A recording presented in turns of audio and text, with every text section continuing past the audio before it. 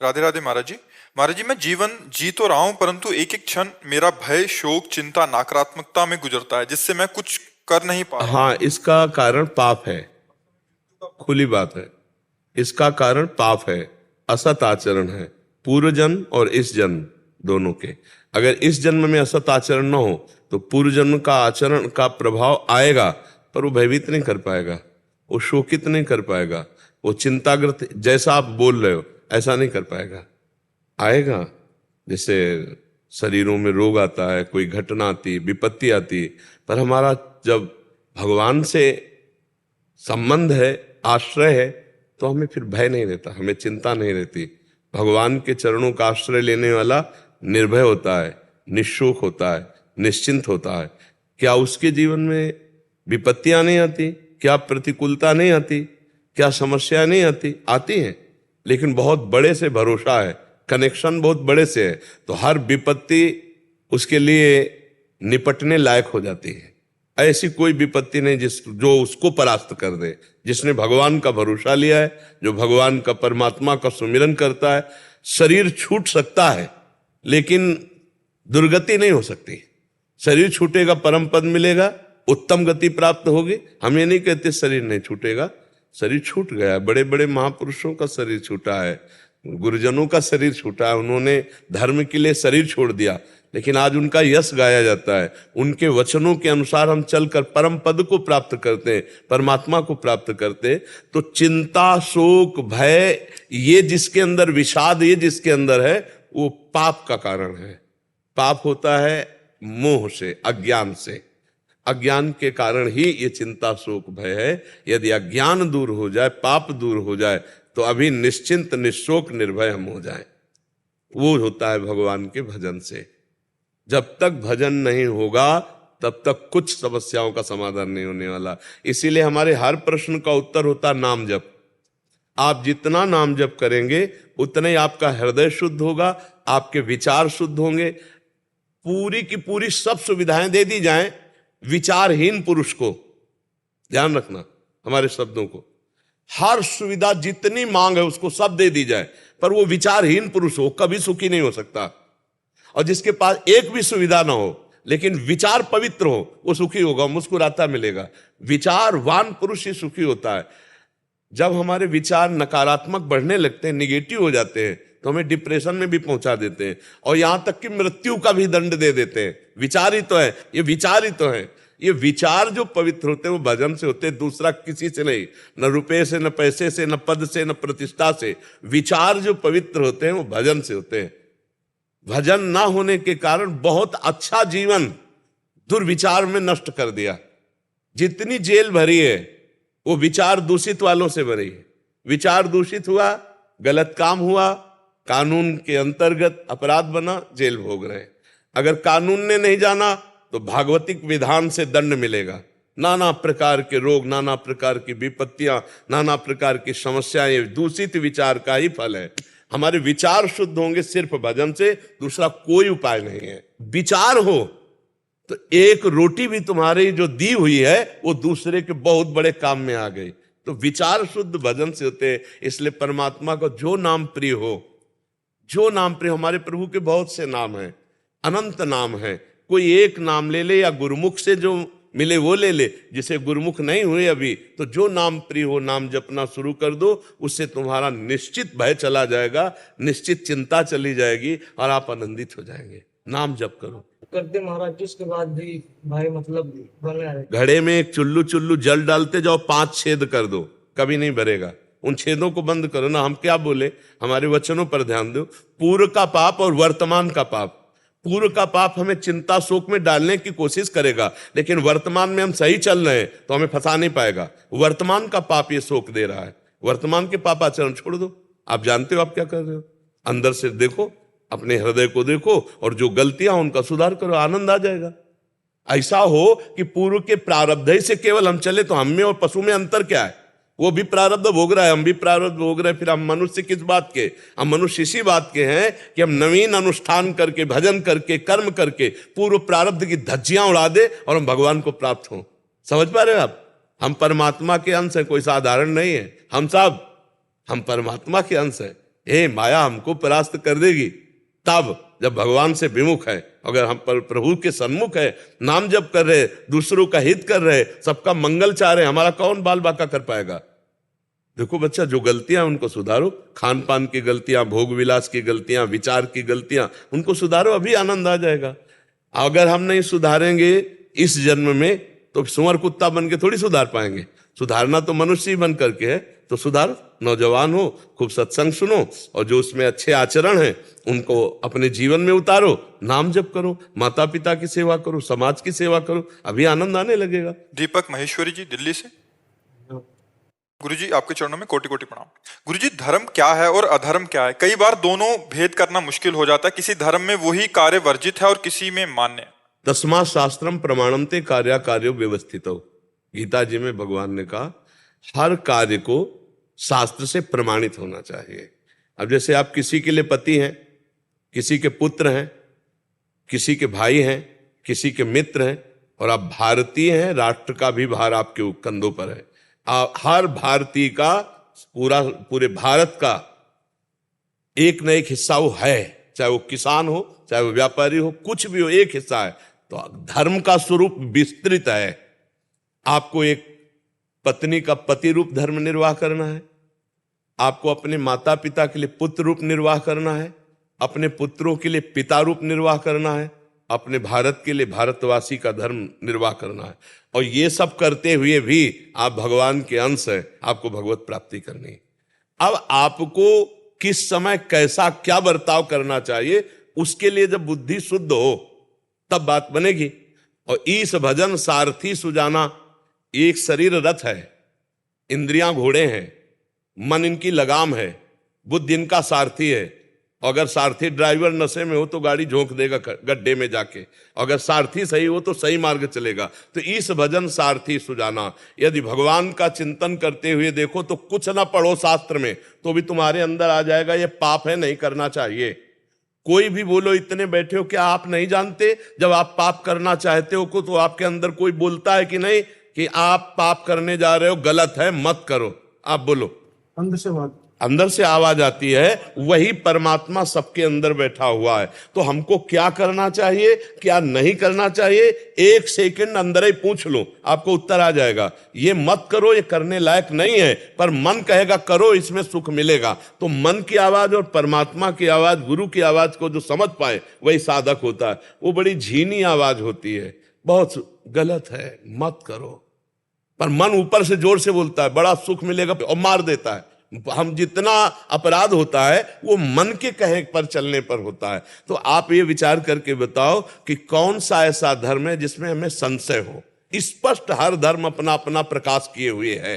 स्पष्ट पति का क्या कर्तव्य है, आप थोड़ा सा एक सेकंड रुकिए और अंदर से पूछिए तो आपके अंदर उत्तर आ जाएगा, यहां मैं गलत होने जा रहा हूं, पत्नी के साथ जो मैं व्यवहार करना चाहिए वो मैं गलत कर रहा हूं, अंदर आएगा। पर अहंकार के कारण, क्रोध के कारण, वासना के कारण आप उस बात को सुनेंगे नहीं तो हर ग्रंथ का उत्तर यही है, हृदय में।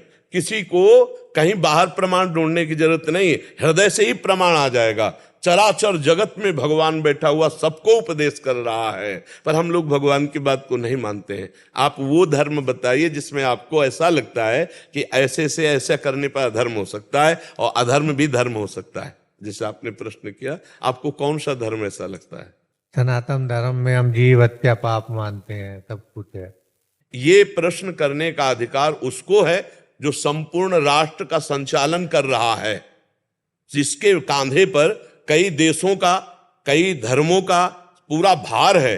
उसको हम ये उत्तर देने के लिए समर्थ हैं। लेकिन आपको पर्सनल अपना देखना है कि आप सनातन धर्म का सांगोपांग अनुष्ठान पूरा करते हैं कि नहीं, क्योंकि आपके ऊपर संपूर्ण धर्मों का या संपूर्ण राष्ट्रों का भार नहीं है ना। तो आप पर्सनल अपना प्रश्न कर सकते हैं, क्योंकि आपका उत्तर देना हमारे लिए वो व्यर्थ होगा। आप एक परिवार में हैं, आप एक प्रांत के, किसी गांव के या किसी शहर के एक मकान में रहते हैं और आप अपने धर्म को जानते हैं। उस जानने में कितनी कमी है, उस जानने वाली बात को कितना पालन करते हैं, ये सिर्फ आपको देखना है। जब आप ऐसे समर्थ हो जाएंगे तो धीरे धीरे आप आगे बढ़ जाएंगे। और हम लोग क्या करते हैं कि जब ऐसे प्रश्न करते हैं तो उसमें राग द्वेष की संभावना होती है, क्योंकि स्थिति होती नहीं है। हमारा यहाँ का उद्देश्य, जो अध्यात्म का उद्देश्य है, पहला एक ये है कि एक मेरे भगवान का बगीचा है, उस बगीचे में विविध फूल हैं, हम किस फूल के आशिक हैं मुझे ये देखना है। वो फूल मुझे चुनना है बगीचे से, पूरा बगीचा तो नहीं कटवा देना। घोर गाली देने वाले, घोर अपराध करने वाले को भी गले लगाकर उसे परम शांति प्रदान करना, ये हमारा धर्म कहता है। आपको समझ में आ रहा है जी?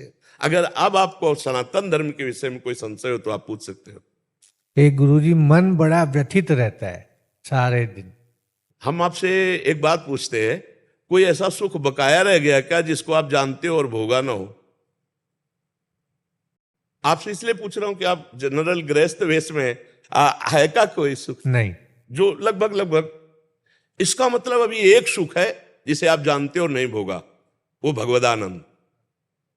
इसे नहीं भोगा ना, बस उसी के लिए छटपटा रहा है। वो सब कुछ भोग लिया है लेकिन उसी के लिए वो छटपटा। अगर वो मिल जाए तो ना घबराहट होगी और न मृत्यु का भय होगा और ना अभाव होगा।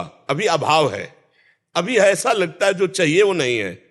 लगता है ना, सब कुछ है लेकिन ऐसा लगता है जो चाहिए वो नहीं है। वो है परमात्मा। उसकी प्राप्ति होने के बाद फिर ब्रह्मभूता प्रसन्नात्मा न शोचति न कांक्षति समाः सर्वेषु भूतेषु मद भक्तिम लभते पराम। जिसके प्राप्त होने के बाद कुछ प्राप्त करना बाकी नहीं रहता, जिसके जानने के बाद कुछ जानना बाकी नहीं रहता, उसे परमात्मा कहते हैं। और उसी को प्राप्त करने के लिए मन अव्यक्त रूप से छटपटा रहा है। अब वो प्राप्ति हो जाए तो आनंद हो जाए, क्योंकि जो जो चाहिए वो लगभग सब भोग लिए। आप गृहस्थी में सब भोग लिए, अपना पराया सब भोग लिए, लेकिन जो वास्तविक चाहिए वो नहीं मिला अभी तक। और वो मिल जाए तो तृप्त हो जाए, मन तृप्त हो जाए, आनंदित हो जाए। इसलिए हमारी प्रार्थना है, नाम जप कीजिए, भगवान का नाम जप कीजिए, गुरुजनों की आराधना कीजिए। जो हमारे पूर्व में बड़े बड़े महापुरुष हो गए उनके चरित्र पढ़िए, उनकी आराधना कीजिए। और किसी की सेवा कभी बन जाए तो बहुत जल्दी शांति मिलेगी। जैसे कोई बीमार पड़ा, कोई सेवा करने वाला नहीं, आप शरीर से सेवा कर दीजिए। या आप 100 रुपये की सामग्री अपने लिए लेने जाते हो, वो दवा लेके उसे दे दीजिए। एक दिन भोजन छोड़ दीजिए, दूसरे को पवा दीजिए, फिर देखो कैसी शांति मिलती है। एक दिन हम अच्छा भोजन पाने जा रहे हो और वो भोजन किसी भूखे को दे दें जिसको नहीं मिला, तो आप देखिएगा 100 दिन पाने से आपको जो आनंद नहीं मिला, एक दिन ना पाने से वो आनंद मिल जाएगा। आपका हृदय शीतल हो जाएगा। इसी से मन को शांति मिलती है। और जो हमारे वो सब छूटेंगे, आज नहीं तो कल, क्योंकि धीरे धीरे पहुंच रहे हैं नंबर पे, तो मन को एक मीठी मीठी घबराहट हो रही कि जिस कार्य के लिए आया था वो कार्य नहीं कर पाए। देखो, हम एक कार्य के लिए आए मनुष्य जीवन में, परमात्मा प्राप्ति। एक बार परमात्मा प्राप्ति हो जाए फिर आनंद पूर्वक जीवन व्यतीत करो। पहले परमात्मा प्राप्ति होना चाहिए था, सो हुआ नहीं तो अब अंतिम में कर लो। जो पहले करना चाहिए अब आखिरी में कर लो। तो परमात्मा प्राप्ति कोई कठिन नहीं है, क्योंकि परमात्मा कोई और नहीं है, हमारे हृदय में ही बैठे हुए हैं। और सही पूछो तो जैसे दर्पण में हम दो दिखाई देते हैं और दर्पण हटा दो तो एक ही बचेगा ला। दर्पण में हम और प्रतिबिंब दिखाई देते हैं और दर्पण हटा दो उसे कहते सोहम, सोहमश्मी। जिसे मैं खोज रहा था वो कहीं दूर नहीं है, पर उसके लिए नाम जप और गुरुजनों की आराधना आवश्यक है। तो आप नाम जप कीजिए और भक्तों के चरित्र पढ़िए, और किसी की भी सेवा मिल जाए, कभी चलते फिरते किसी पशु पक्षी मनुष्य की, तो निष्काम भाव से सेवा कर दीजिए तो हृदय शांत होने लगेगा। ठीक है? नाम जप कैसे करें? नाम जप 3 प्रकार से होता है। एक होता है वाचिक, जैसे हम बोल रहे हैं राधा राधा राधा राधा राधा राधा राधा राधा, इसे वाचिक कहते हैं। फिर एक होता है उपांश, हमारी जवान चल रही, हम नाम अंदर चला रहे हैं लेकिन बाहर क्या है इसे नहीं आप कोई जान सकता। एक होता है मानसिक, आंखों के सामने वही लिखा है, ध्यान में अंदर से वही गूंज रहा है, कान वही सुन रहे हैं, दिमाग पूरा उसी में लगा हुआ है।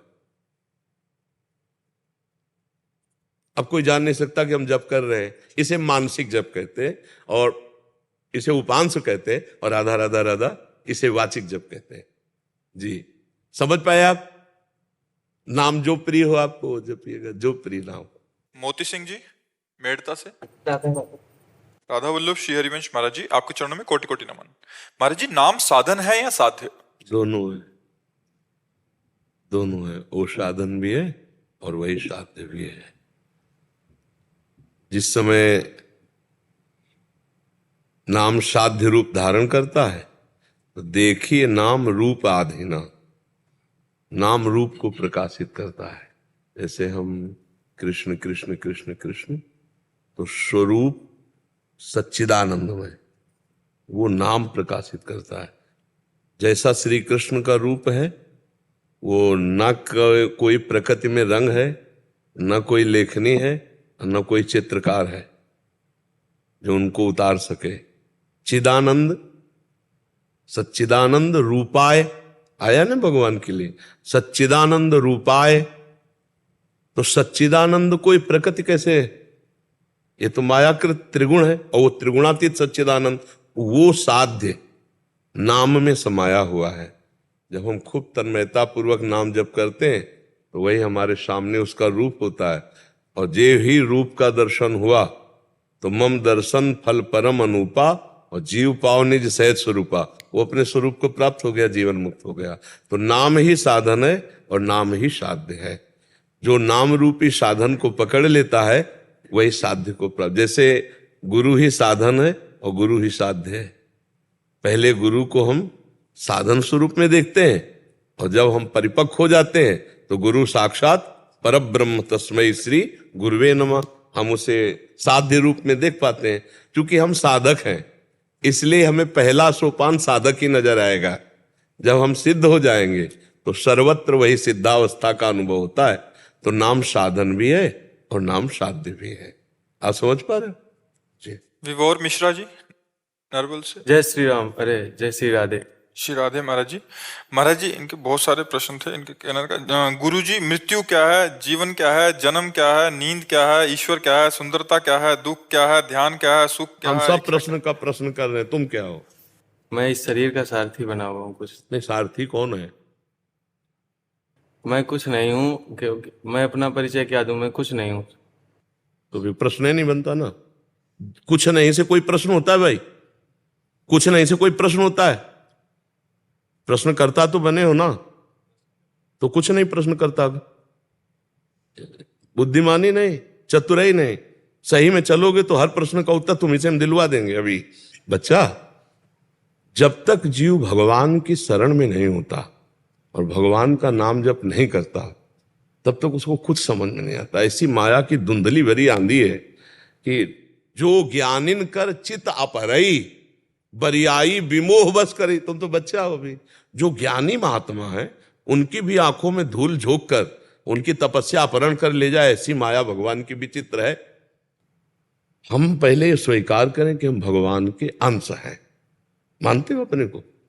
तो आप कुछ नहीं हुए नहीं बोलोगे। आप क्या बोलोगे? मैं भगवान का हूं। भाषा बदलो। मानते हो कि नहीं? पहले मानते भगवान के अंश हो, ये मानते हो आप? क्योंकि ये शरीर तो एक मनोरथ है, इसको चलाने वाली बुद्धि है, और इस शरीर रूपी रथ में बैठने वाला जो है रथी, वो भगवान का अंश है। तुम सारथी नहीं हो। सारथी बुद्धि है, मन लगाम है, इंद्रियां घोड़े हैं, शरीर रथ है, तुम बैठने वाले हो। बैठने वाला कौन है?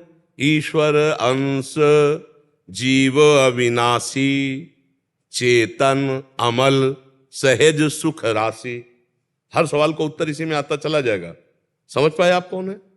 अब आपसे पूछे आप कौन, तो आप क्या बोलोगे? भगवान का अंश। भगवान का अंश है। अब आपका उद्देश्य क्या है? जीवन। आपका जीवन क्या है? भगवान को जान लेना या अपने को पहचान लेना। 22 साल से इस कमरे में अपने को एक सेकंड भी नहीं मिले। आप नहीं मिले ना अपने से? बढ़िया उत्तर दे रहे हो। इसी को जानना जीवन है, और इसी का ना जानना मृत्यु है। जब अपने को नहीं जानते और शरीर पे राग कर बैठे, तो शरीर के द्वारा जो शुभ अशुभ कर्म बने, तो पुनरपि जननम पुनरपि मरणम पुनरपि जननी जठरे शयनम, बार बार जन्म, बार बार मृत्यु, बार बार मां के गर्भ में। यही भूल हमको ले जाती है। इस मनुष्य जीवन का लक्ष्य क्या है? भगवान का भजन करके भगवान को जान लेना। भगवान को पा लेना या अपनी पहचान जान लेना। नर्तन कर फल विषय न भाई, भजिए राम सब काम बिहाई। भजन ना होना और भोगों में रमण करना यही मृत्यु है। जिन हरि भगति हृदय नहीं आनी, जीवित सब समान ते प्राणी। जीता हुआ मुर्दा टहला है। जिसके जीवन में भगवान का चिंतन नहीं, भजन नहीं, जीता हुआ मुर्दा है। गोस्वामी जी कह रहे मनुष्य जीवन का लक्ष्य क्या? भगवत प्राप्ति, अपने स्वरूप का बोध हो जाना। मृत्यु क्या? अपने को भूल जाना, शरीर राग में फंस जाना। सारे प्रश्नों का उत्तर तुम्ही से तुमको मिल जाएगा। बस तुम भगवान की शरण में होकर नाम जप करना शुरू करो। आप भगवान की चैतन्य घन अंश हो, आप में सारी शक्तियां हैं। आप अपनी शक्तियों का स्मरण करके उनको जागृत करो। वो है नाम जप, मंत्रानुष्ठान, दूसरों का उपकार करना, पापाचरण से अपने को रोक पाना। अगर रोक पाए तो फिर जीवन प्रकाशमय हो जाएगा। अगर पापाचरण होते रहे तो फिर अंधकार नहीं हटेगा, ज्ञान अंधकार छाया रहेगा। समझ पा रहे हो? सारे प्रश्नों का उत्तर मिल जाएगा आपको। भजन नहीं है तो फिर टिकेगा भी नहीं। कोई उत्तर दे दो, कोई उत्तर टिके, ऐसे में टिकता है, ऐसे में नहीं टिकता। जो भजन करने वाला होता है ऐसे होता है। जो भजन भगवान से विमुख होता है वो अहंकारी ऐसे होता है, उसमें कुछ नहीं टिकता है। तुम नाम जप करो, भगवान के आश्रित रहो, माता पिता की सेवा करो, समाज की सेवा करो। इनमें सब में भगवान विराजमान है। यही जीवन का लक्ष्य है कि भगवान की हमें इन किन प्रकार प्राप्ति हो जाए। और अगर प्राप्ति न हो, सो परत्र दुख पावई, सिर धुनि धुनि पछताए, काल ही कर्म ही ईश्वर मिथ्या दोष लगाए। जो न तरय भव सागर, असमाज नर पाए, स्वति निंदक मंदमति, आत्महनन गति। वो आत्महत्यारा है। वो दुर्गति को प्राप्त होगा जो मानव देह प्राप्त करके पापाचरण करता और भगवान की प्राप्ति नहीं कर लेता। नाम जप करो, सब प्रश्नों का उत्तर मिल जाएगा। 10 साल से डायलिसिस करा? नहीं सर, मैं वहाँ काम करता हो? अच्छा। मैं अच्छी बात चाहता हूँ मैं लोगों की इस तरह से सेवा करता हूँ। हाँ बिल्कुल, बहुत। क्योंकि डायलिसिस जिनके होते हैं ना, उनको उत्साह बढ़ाना बहुत आवश्यक है। हाँ, वो बोर ना हो पाए, वो अपने में निगेटिव भावना ला पाए। और नॉन पेशेंट है, वो कैसे क्या गाइड कर सकता हूँ? थोड़ा सा आप मार्गदर्शन दीजिए। 15 साल से मैं उनकी सेवा कर रहा हूँ। देखो, हम सबसे ज्यादा समझते हैं कि अगर देखो प्रारब्ध के अनुसार रोग तो आ ही गया है, अगर उनको हम किसी तरह उत्साह दे पावे, भगवान से जोड़ पावे, तो वो मन अगर विचार उत्साह युक्त हो जाए तो झेल सकते, नहीं तो बहुत कष्ट पड़ेगा। एक चीज है, तो आजकल छोटे छोटे बच्चे और जवान लड़के इतने आ रहे हैं, वो ना डॉक्टर के पास जाता है कि ऐसी ऐसी दवाइयां ले रहे हैं जिनकी वजह से छोटे छोटे 18 साल के बच्चे हमारे पास आ रहे हैं। मैं सरकारी हॉस्पिटल में हूँ साहब, मैं गवर्नमेंट एम्प्लॉय। 18 साल के बच्चों का भी डायलिसिस? 6 साल 7 साल के बच्चे हमारे पास आ रहे हैं जिनका हम डायलिसिस कर रहे हैं। मैं निवेदन आपसे ये करूंगा कि आप कुछ ऐसा सबको बताइए कि वो गंदी दवाइयां ना लें। वो सर कहीं जाते हैं, हेवी इंजेक्शन ले लेते हैं, तो उनको पता नहीं होता, हाई ग्रेड फीवर होता है, उस वजह से वो गलत दवाई ले लेते हैं और उनकी किडनी। हाँ, ये टेप हो रहा है, ये जाएगा। तो आपकी बात सुनेंगे सब। हाँ, पुनः आप। मैं सबसे यही रिक्वेस्ट करना चाहूंगा, आप कभी भी कोई भी हाई ग्रेड फीवर हो, कोई भी बीमारी हो, तो आप किसी भी तरह की दवाइयां ना लिए कि मुझे जल्दी ठीक कर दें। वो आपको हेवी डोज इंजेक्शन देते हैं, उससे आपकी किडनी इफेक्ट होती है, उससे आपकी जान भी जा सकती है। 18 साल 16 साल 14 साल 22 साल ये यंग पेशेंट यूपी के बहुत आ रहे हैं, जिनको देख के हमें खुद को ऐसा लगता है कि हमारे देश को क्या हो रहा है। बिल्कुल, किसी का बच्चा है, किसी की माँ है। हाँ, तो मैं आपसे, महाराज जी, मैं बहुत छोटा हूँ पर मैं आपसे रिक्वेस्ट करता हूँ। नहीं, समाज के लिए बहुत बड़ा मैसेज जाएगा। हाँ, आप जो बोल रहे हैं लाखों लोग सुनेंगे इसको। और मैं सबसे ये रिक्वेस्ट करूंगा कि ढंग के डॉक्टर से ट्रीटमेंट ले ताकि आपकी किडनी बच सके। अच्छा, स्वेच्छा से मेडिकल से ना खरीदे, अच्छे डॉक्टर के गाइड में ही दवाइयां खरीदे। मैं कल शाम को सर यहाँ वृंदावन में भी गया था महाराज जी, तो यहाँ गया तो एक आदमी बोलता है कि मुझे एंटीबायोटिक दे दो, मुझे कल कहीं जाना है। अब आपको पता होना चाहिए कि एंटीबायोटिक का क्या रोल है, वो आपको कैसे फायदा करेगी, कैसे नुकसान करेगी। बिल्कुल। तो उसकी वजह से भी आपके गुर्दे किडनी खराब हो रही है।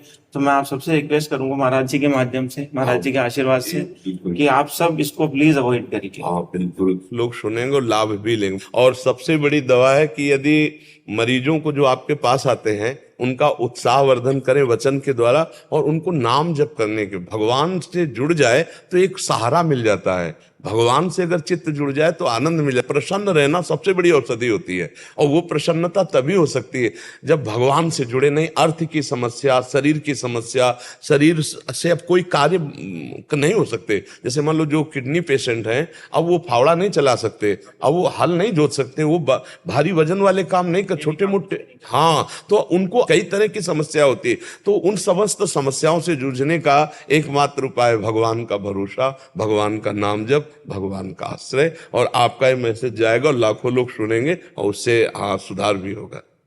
श्री हरिवंश। अरे भाई श्री हरि।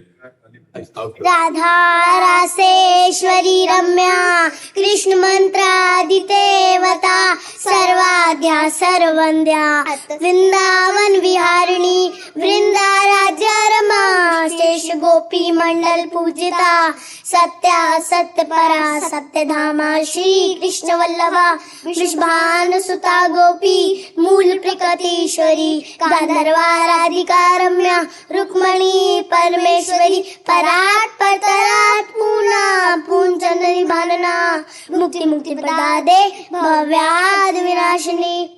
बहुत सुंदर। लाल आ जाओ मैं कारा वो सच्ची एक कहानी है, वर्णन करता जिसका वैभव महापुरुष मर ज्ञानी है। बातें उनकी सुन के देखो बदले पीढ़ी आज की, दुनिया है दीवानी मेरे प्रेमानंद महाराज की। प्रेम सिखाते दुनिया को आनंद में हूँ, रहते हैं राधा नाम का जाप करो, ये बात को सबसे कहते हैं। राधा राधा जपते जपते जीवन उन पे वार दिया, लाडली जी कृपा लोगों ने हार दिया, लाडली लोगों ने भी प्यार दिया। डायलिसिस की बीमारी का रोग उनके तन में है, बनारस से वृंदावन को शिव उनके मन में है। बीच में राधा नाम मिला तो जीवन उनके नाम किया, हर रोग तन का मिट गया जब राधा नाम का जाप किया। एक समय ऐसा भी था जब महाराज जी परेशान हुए, किडनी दोनों फेल हो गई, खतरा आया जान पे, पर महाराज जी मुस्कुराते छोड़े अपनी आस को। वो कहते कार प्यारे जी ने राधे पे विश्वास को। उम्र थी 13 साल की जब लिए संन्यास, मन में अपार श्रद्धा करना झट पे था निवास। न खाने की ये चिंता न पीने का है ठिकाना, मिल जाए तो ठीक वरना भूखे पेट सो जाना। ना खाने की चिंता है ना पीने का ठिकाना, मेरे तो ठीक वरना भूखे पेट ही सो जाना। डायलिसिस हो रहा है, किडनी भी फेल है, लेकिन फिर भी सब चल रहा है, ये बिना सिर पर संभव नहीं है। महिमा उनकी देखो जिनके पीछे मुरली वाला है, हंसते हंसते उनको तो बस लाडली ने पाला है। किडनी दोनों फेल डॉक्टर भी है, दान है उनकी नहीं था बचना, लेकिन आज उसमें प्राण है। आज इनके महाराज जी को दुनिया करती है प्रणाम, महाराज जी बता रहे हैं सबसे बड़ा राधा नाम। नाम की है महिमा है तभी तो मिलने आते लोग, ब्रज के ही वन और ब्रज का ही खाते भोग। सबसे करते प्रेम करते दिल से सम्मान भी, उनसे मिलने आता बाहर खिड़की का अवतान भी। डूब जाते रस में सब ऐसी उनकी बोली है, वो सबको एक मानते हैं इंसान वो एक बोली है। बनारस में तुलसी घाट की जगह वो पावन, वहाँ बैठे बैठे सोचा कैसा होगा वृंदावन। पीपल के ब्रज के नीचे थे वो ध्यान में, शिव ने कृपा तो है वृंदावन धाम में। कैसी है वो संत जिनको प्राप्त विज्ञान, अधूरा मुझको ध्यान इसलिए महान। किडनी दोनों फेल घर के सारे काम, 3 बजे उठ के सुबह करते वो स्नान। हाँ पीले है वस्त्र और मस्त्र पे लगा चंदन, जुग जाता उनसे मिलने सबका करते वो अभिनंदन। शब्द नहीं पास मेरे उनके लिए क्या कहूँ, बड़ा दुर्लभ होता है सतों का दर्शन। श्री राधा के लिए कुंज जहाँ उनका निवास है, श्री वृंदावन धाम में वो परिक्रमा मार्ग है। पराघाट आश्रम के सामने वाली गली में महाराज जी से मिलने का एक मात्र वो स्नान है। करता हूँ प्रणाम मैं ऐसे माँ बाप को जिन्होंने जन्म दिया प्रेमानंद जी महाराज को। राधा राधा जपते जपते सुबह दोपहर शाम हो, उनके चरणों में मेरा कोटि से प्रणाम हो। इसको दुपट्टा दे, श्री जी की प्रसादी है।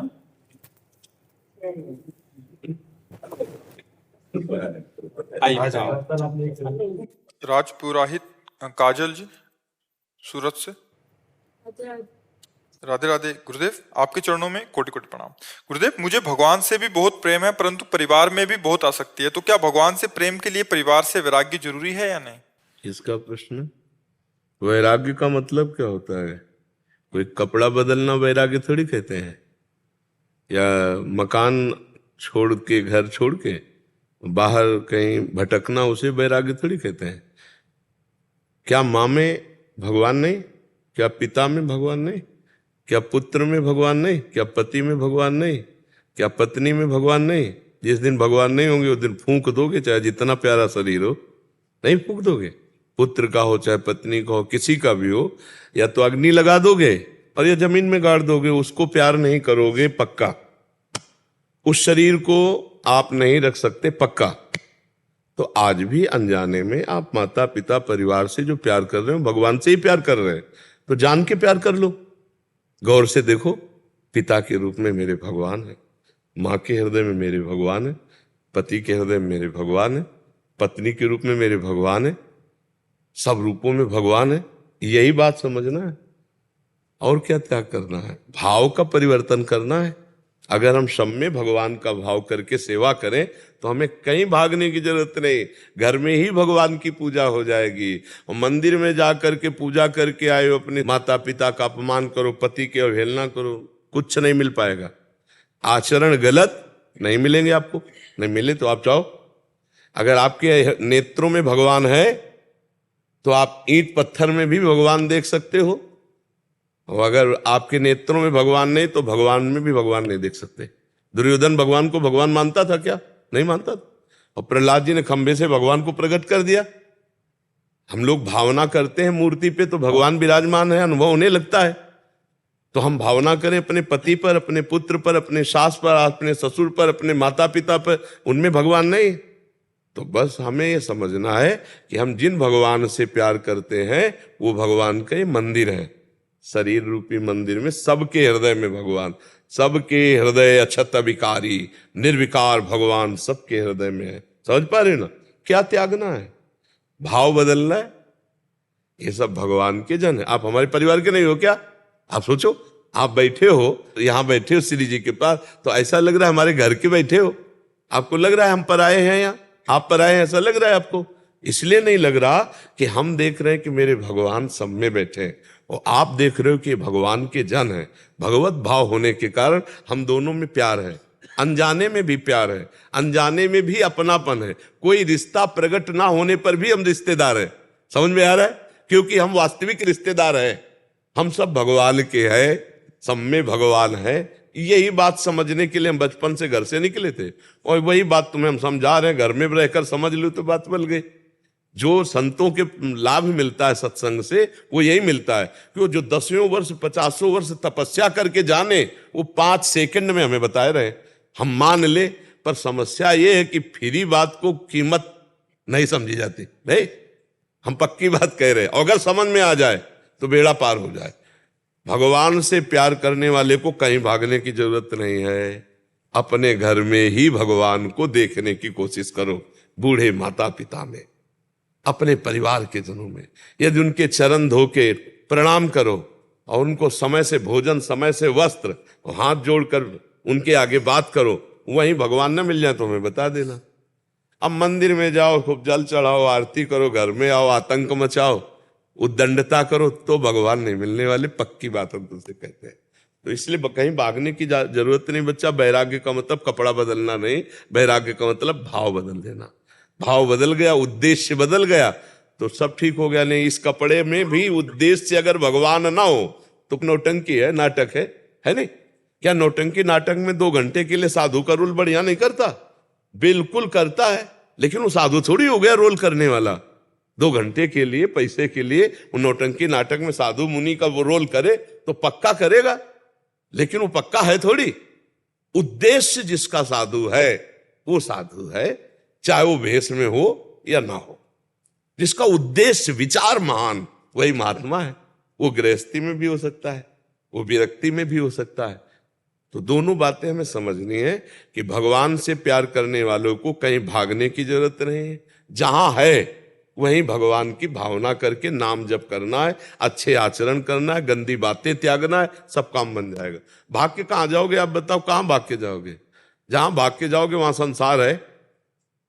जहां भाग के जाओ आप, बदनाम ले लो कहीं भी, वहां भी संसार आपको मिलेगा, माया वहां भी मिलेगी। क्योंकि गोस्वामी तुलसीदास जी ने कहा है माया का परिचय क्या है? बोले मैं अरु मोर तोर तय माया, जेहि बस कीन्हे जीव निकाया। गो गोचर जहां लगु मनु जाई, सो सब माया जानहु भाई। जहां तक इंद्रियां जाएं और जहां तक मन जाए सब माया है।